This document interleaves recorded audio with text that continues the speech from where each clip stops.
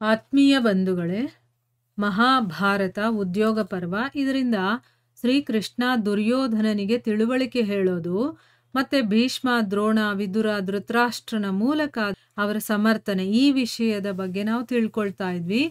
ಓದ ಭಾಗದಲ್ಲಿ ನಾರದರು ಕೆಲವೊಂದು ಬುದ್ಧಿವಾದವನ್ನ ಹೇಳ್ತಾರೆ. ಆಗ ಧೃತರಾಷ್ಟ್ರ ಹೇಳ್ತಾರೆ, ಹೌದು, ನೀವು ಹೇಳ್ತಾ ಇರೋದು ಕರೆಕ್ಟು, ನನಗೂ ಕೂಡ ಇದೆಲ್ಲ ಸರಿ ಅನ್ಸುತ್ತೆ, ಆದ್ರೆ ನನಗೆ ಮಾಡೋಕ್ಕಾಗಲ್ಲ ಅಂತನ್ಬಿಟ್ಟು ಆಮೇಲೆ ಕೃಷ್ಣನಿಗೆ ಹೇಳ್ತಾನೆ, ನಾವೆಲ್ಲರೂ ಬೇಕಾದಷ್ಟು ಬುದ್ಧಿವಾದವನ್ನ ದುರ್ಯೋಧನನಿಗೆ ಹೇಳ್ಬಿಟ್ಟಿದೀವಿ. ಗಾಂಧಾರಿ, ವಿದುರರು, ಭೀಷ್ಮರು, ಇನ್ನೂ ಬೇಕಾದಷ್ಟು ಜನ ನಮ್ಮ ಹಿತೈಷಿಗಳಿದಾರಲ್ಲ, ಎಲ್ಲರೂ ಬುದ್ಧಿವಾದ ಹೇಳಾಯ್ತು. ಆದ್ರೆ ದುರ್ಯೋಧನ ಯಾರ ಮಾತಿಗೂ ಕೂಡ ಗಮನ ಕೊಡ್ತಾ ಇಲ್ಲ.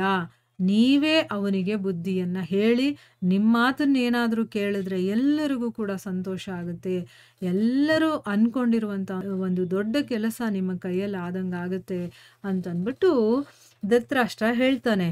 ಆಗ ಎಲ್ಲಾ ರೀತಿಯ ಧರ್ಮ ಮತ್ತೆ ಅರ್ಥದ ರಹಸ್ಯವನ್ನ ತಿಳಿದಿರುವಂತಹ ಶ್ರೀಕೃಷ್ಣ ತುಂಬಾ ಮಧುರವಾದಂತಹ ವಾಣಿಯಲ್ಲಿ, ಅವನಿಗಿವಾಗ ಕಠೋರವಾಗಿ ಹೇಳಿದ್ರೆ ಅವನು ಕೇಳೋದಿಲ್ಲ, ಅದಕ್ಕೆ ಸ್ವಲ್ಪ ಪ್ರೀತಿಯಿಂದ ಅವನನ್ನ ನೈಸ್ ಮಾಡೋ ರೀತಿಯಲ್ಲಿ ಅವನಿಗೆ ಒಳ್ಳೆ ಮಾತುಗಳಲ್ಲಿ ದುರ್ಯೋಧನನಿಗೆ ಈಗ ಹೇಳೋದಕ್ಕೆ ಶುರು ಮಾಡ್ತಾನೆ ಕೃಷ್ಣ. ಏನ್ ಹೇಳ್ತಾನೆ ಅಂತಂದ್ರೆ, ಕುರುನಂದನನೇ, ಕುರುವಂಶದವನವನು ಅಲ್ವಾ, ಅದಕ್ಕೋಸ್ಕರ ಕುರುವಂಶದ ಮಗ ನೀನು, ನನ್ನ ಮಾತನ್ನ ನೀನು ಸರಿಯಾಗಿ ಕೇಳಿಸ್ಕೋ. ಇದರಿಂದ ನಿನಗಷ್ಟೇ ಅಲ್ಲ, ನಿನ್ನ ಪರಿವಾರಕ್ಕೂ ಕೂಡ ಬಹಳ ಸುಖ ಅನ್ನೋದು ಸಿಗುತ್ತೆ. ನೀನು ಬಹಳ ಬುದ್ಧಿವಂತರ ಕುಲದಲ್ಲಿ ಹುಟ್ಟಿದೀಯಾ. ಅಂದ್ರೆ ಈಗ ಕುರು ವಂಶದ ಬಗ್ಗೆ ಹೇಳ್ತಾ ಇದ್ದಾನೆ. ಒಂದು ಒಳ್ಳೆ ಕುಲದಲ್ಲಿ ಹುಟ್ಟೋದಿದೆಯಲ್ಲ, ಅದು ಸಾಮಾನ್ಯವಾದಂತ ವಿಷಯ ಅಲ್ಲ. ಬುದ್ಧಿವಂತರ ಕುಲದಲ್ಲಿ ಅಂದ್ರೆ ಈಗ ನೀನು ಬುದ್ಧಿನೇ ಇಲ್ಲದೆ ಇರೋಂಥರ ನಡ್ಕೊಳ್ತಾ ಇದೀಯಾ. ಯಾಕಂದ್ರೆ ಅವ್ರ ತಂದೆನೇ ಹೇಳ್ತಾನಲ್ಲ, ಮಂದ ಬುದ್ಧಿಯವನು ನನ್ನ ಮಗ ಅಂತಂದ್ಬಿಟ್ಟು. ಅದಕ್ಕೆ ನೀನು ಬುದ್ಧಿವಂತರ ಕುಲದಲ್ಲಿ ಹುಟ್ಟಿರೋದ್ರಿಂದ ಬುದ್ಧಿವಂತನಾಗಿ ನಡ್ಕೋ ನೀನು ಅನ್ನೋ ರೀತಿಯಲ್ಲಿ ಹೇಳ್ತಾ ಇರೋದು.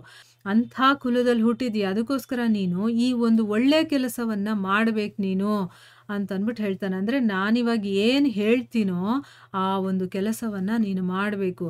ನೀನೇನು ಮಾಡಬೇಕು ಅಂತ ಇದೆಯೋ ಅಂತ ಕೆಲಸವನ್ನ ಯಾರು ಮಾಡ್ತಾರೆ ಅಂದ್ರೆ, ನೀಚ ಕುಲದಲ್ಲಿ ಹುಟ್ಟಿರ್ತಾರಲ್ಲ ಅಂಥವ್ರು ಮಾಡ್ತಾರೆ. ಅಂದ್ರೆ ನೀನು ಹುಟ್ಟಿರೋದು ಬುದ್ಧಿವಂತರ ಕುಲದಲ್ಲಿ, ನೀನು ನೀಚ ಕುಲದಲ್ಲಿ ಹುಟ್ಟಿರೋರು ಮಾಡ್ತಾರಲ್ಲ ಅಂತ ಕೆಲಸವನ್ನ ಮಾಡಬೇಡ ನೀನು ಅಂತನ್ಬಿಟ್ಟು ಹೇಳ್ತಾ ಇರೋದು. ಆಮೇಲೆ ದುಷ್ಟ ಚಿತ್ತ ಇರುತ್ತಲ್ಲ, ಅಂದ್ರೆ ಕೆಟ್ಟ ಒಂದು ಯೋಚನೆಯನ್ನ ಇಟ್ಕೊಂಡು ಕೆಟ್ಟ ಬುದ್ಧಿ ಇರೋರು, ಆಮೇಲೆ ಕ್ರೂರತನದಿಂದ ನಡ್ಕೊಳ್ತಾರಲ್ಲ ಅಂಥವರು, ಮತ್ತೆ ನಿರ್ಲಜ್ಜೆ ಇರುವಂಥವ್ರು, ಅಂಥವ್ರು ಮಾತ್ರ ಈಗ ನೀನೇನ್ ಕೆಲಸ ಮಾಡಬೇಕು ಅಂತಿದ್ಯೋ ಅಂಥ ಕೆಲಸಗಳನ್ನ ಮಾಡುವಂಥವ್ರು.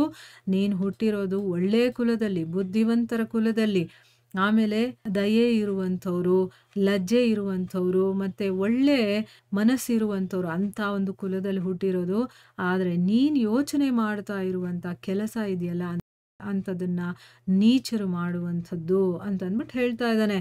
ಆಮೇಲೆ ಈ ವಿಷಯದಲ್ಲಿ ಒಂದು ನೀನು ಹಠ ಮಾಡ್ತಾ ಇದೆಯಲ್ಲ, ಇದು ಬಹಳ ಭಯಂಕರವಾಗಿರುವಂಥದ್ದು.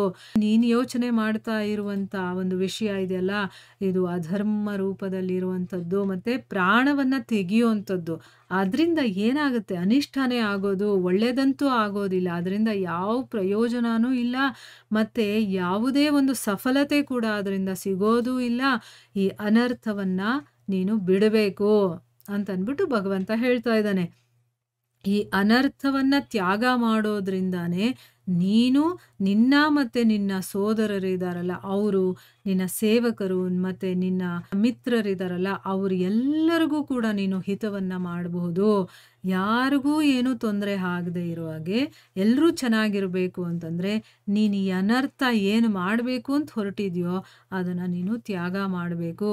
ಮತ್ತೆ ನೀನು ಯಾವ ಅಧರ್ಮ ಮತ್ತೆ ಯಶಸ್ಸನ್ನ ಪಡಿಬೇಕು ಅನ್ನುವಂತಹ ಕೆಲಸವನ್ನ ಮಾಡಬೇಕು ಅಂತಿದ್ಯೋ ಅದರಿಂದ ಬಿಡುಗಡೆಯನ್ನ ಪಡಿತೀಯ. ಅಂದ್ರೆ ನೀನು ಇವಾಗ ಮಾಡಕ್ ಹೊರಟಿರುವಂತ ಕೆಲಸದಿಂದ ನಿನಗೆ ಅಧರ್ಮ ಅನ್ನೋದೇ ಆಗೋದು, ನಿನ್ನ ಕೈಯಲ್ಲಿ ಅಧರ್ಮನೇ ನಡೆಯೋದು, ಮತ್ತೆ ಯಶಸ್ಸನ್ನ ತಂದ್ಕೊಡೋದಿಲ್ಲ, ನಿನಗೆ ಒಂದು ಗೌರವವನ್ನು ಕೊಡೋದಿಲ್ಲ, ಅಗೌರವ ತರೋಂಥ ಕೆಲಸ ಅದು. ಅದನ್ನೆಲ್ಲ ನೀನು ಬಿಡಬೇಕು. ಅಂದ್ರೆ ನೀನು ಇವಾಗ ಏನ್ ಅನ್ಕೊಂಡಿದ್ಯೋ ಆ ಕೆಲಸವನ್ನ ಬಿಟ್ರೆ ನಿನಗೆ ಒಳ್ಳೆ ಹೆಸರು ಬರುತ್ತೆ. ಇಲ್ಲ ಅಂದ್ರೆ ನೀನು ಅಧರ್ಮಿ, ನೀನು ಪಾಪಿ, ನೀನು ಗೌರವ ಇಲ್ಲದೆ ಇರೋನು ಈ ರೀತಿ ಎಲ್ಲ ಅನ್ನಿಸ್ಕೋಬೇಕಾಗತ್ತೆ. ಮತ್ತು ನಿನ್ನ ಅಪಕೀರ್ತಿ ಆಗುತ್ತೆ, ಅಪಕೀರ್ತಿಯನ್ನು ನೀನು ಕೇಳಬೇಕಾಗತ್ತೆ. ಅದಕ್ಕೆ ನೀನು ಈ ಕೆಲಸವನ್ನು ತ್ಯಾಗ ಮಾಡೋದ್ರಿಂದ ಎಲ್ಲರೂ ನಿನ್ನನ್ನು ಗೌರವದಿಂದ ನೋಡ್ತಾರೆ. ಧರ್ಮಯುಕ್ತವಾದಂಥ ಕೆಲಸವನ್ನೇ ಮಾಡಿದಾನೆ ದುರ್ಯೋಧನ, ಒಳ್ಳೆ ನಿರ್ಧಾರ ತಗೊಂಡಿದ್ದಾನೆ ಅಂತ ಹೇಳ್ತಾರೆ ಹೊರತು ನಿನ್ನನ್ನು ಯಾರೂ ದೂಷಣೆ ಮಾಡೋದಿಲ್ಲ. ಅದಕ್ಕೆ ನೀನು ಈಗೇನು ಮಾಡಬೇಕು ಅಂತ ಹೊರಟಿದ್ಯೋ ಆ ಕೆಲಸವನ್ನು ನಿಲ್ಲಿಸು ಅಂತಂದ್ಬಿಟ್ಟು ಅವನಿಗೆ ಬುದ್ಧಿವಾದವನ್ನು ಹೇಳ್ತಾ ಇದ್ದಾನೆ. ಮುಂದುವರೆದು ಇನ್ನೂ ಒಂದಷ್ಟು ಮಾತುಗಳನ್ನು ಹೇಳ್ತಾನೆ. ಏನು ಬುದ್ಧಿವಾದ ಹೇಳ್ತಾನೆ ಅನ್ನೋದನ್ನು ನಾವು ಮುಂದಿನ ಭಾಗದಲ್ಲಿ ತಿಳ್ಕೊಳ್ಳೋಣ.